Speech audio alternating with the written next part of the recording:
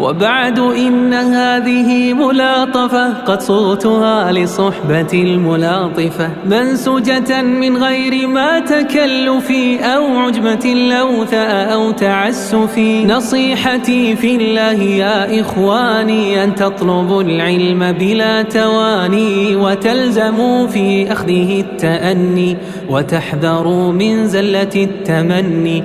فمن يسر تريثا ينال ما دونه تساقط الرجال، ومن يكن معجلا يميل عن مهيع التعليم ذا هزيل.